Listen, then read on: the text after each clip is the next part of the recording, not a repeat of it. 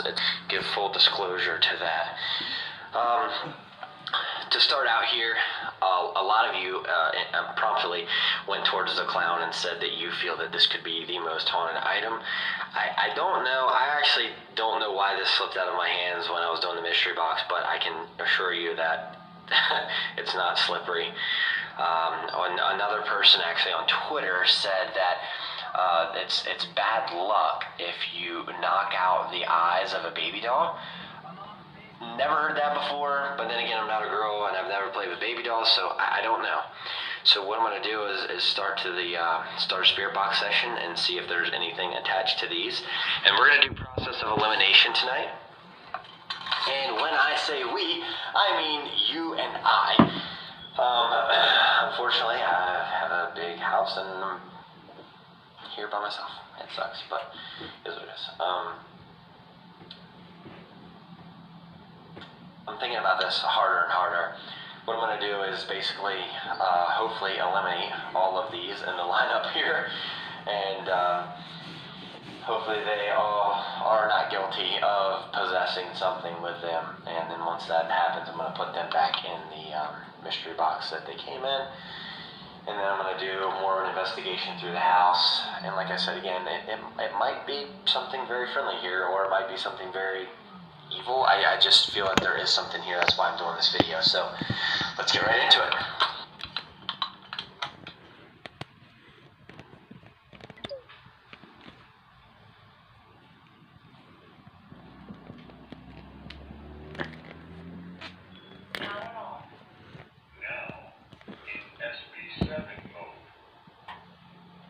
So, as you can see, I have the spirit box here. Just going to do a quick spirit box session. See if we can get any answers.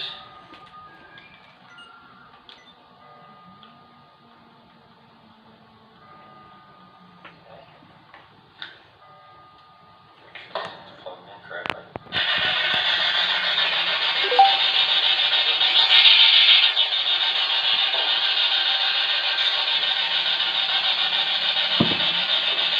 Are there any spirits here in my house?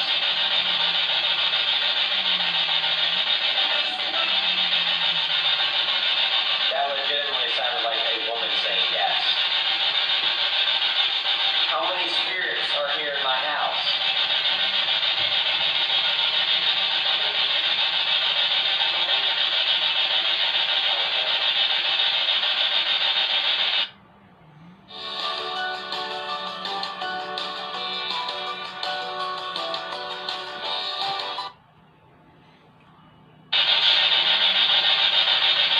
Can you repeat yourself?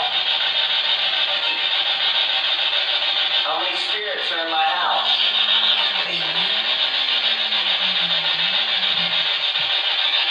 What is your name?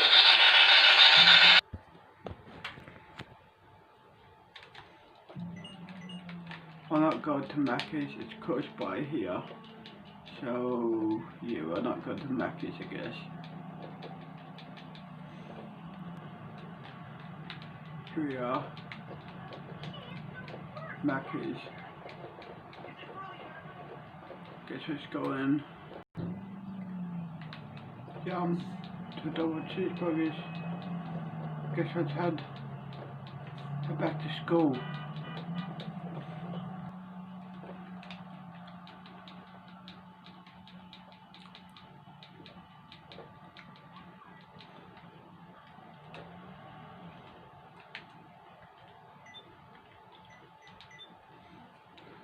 The door open, and he ran into the woodland.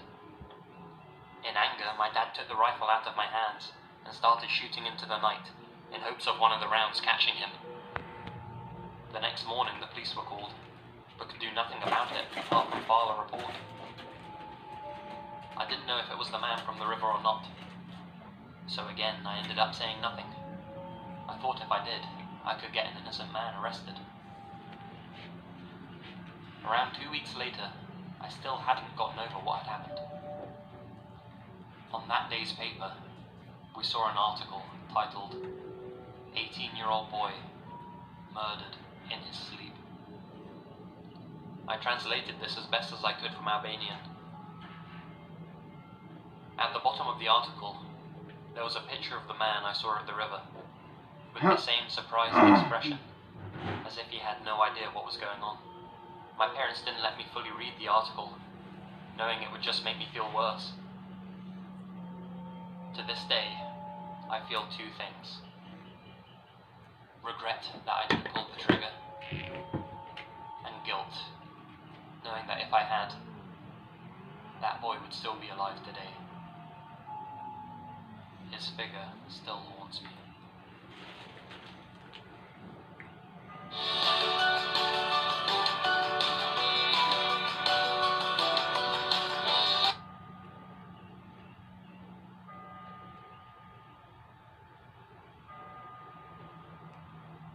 Welcome back, guys, to Most Amazing Top 10. My name's Danny Burke. Do you remember when I talked about scary stories that are extra scary because they're also true? That video up here got a lot of good feedback from everyone. I don't know what it is that you guys like about being scared so much, but you really do love it, so fear not.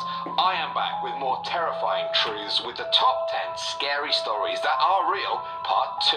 Starting off at number 10, we have the killer body fumes. In 1994, Gloria Ramirez was rushed to hospital with breathing problems and ended up dying from heart and kidney failure. While they were trying to save her, the ER staff inserted an IV drip into her and drew some blood. They said it smelled like ammonia, and some people reported her skin being covered in a strange oily layer. The nurse then noticed strange particles floating in the blood. Soon, she fainted. Then the doctor left the room, sat down, and also fainted. Next, a respiratory therapist in the room fainted. People started dropping like flies. When they woke up, they couldn't stop shaking and their skin felt like it was on fire. The ones who were closest to Gloria Ramirez ended up being hospitalized for days, but out of the 30s formed in the United States, they believed the Earth was about to be recycled.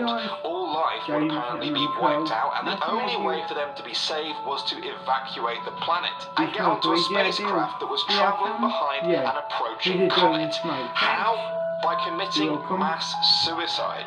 This UFO would then apparently take their souls to a level of existence above human. On March 26, 1997, their bodies were found at a rented California ranch.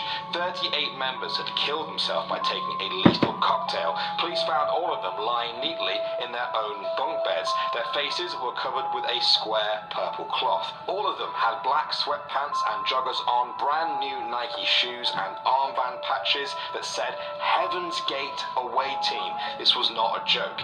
Tapes that they had recorded before the mass suicide can be found on YouTube right now. Coming in at number 7, we have Facebook from Beyond the Grave. In 2014, Reddit user Nate SW shared a very chilling story. On the 7th of August 2012, his girlfriend Emily was killed in a car crash. They had been dating for 5 years. 13 months passed with Nate trying to move on from that, and then on September 4th, 2013, he got a Facebook message from her. At first, Nathan presumed it was from Emily's mother, who he had given the Facebook password to. A few more months passed, and then the messages continued again, making references to some of their past conversations. Then he started getting notifications from her where she would tag herself in his pictures in empty spaces where she should have been. No matter how many times he changed the password, the messages just kept coming. Eventually, she started to say she was cold, really cold. She was freezing and didn't know what was happening to her. To this day, Nathan still doesn't know if this was some sort of sick joke or a chilling message from beyond the grave. In at number 6 now, we have Joseph Metheny. Before our story even begins, Joseph had already killed 10 people in a number of different grisly ways. The victims were usually crack cocaine addicts or prostitutes that he would hack to death with an axe under a bridge. One witness, who was just fishing nearby, got beaten to death with a steel pipe simply for just seeing a murder take place. Joseph was still not caught, and so he opened his own burger stand, like you do. Now, whenever he killed a new prostitute, he would use the meat in his burgers that he would sell to people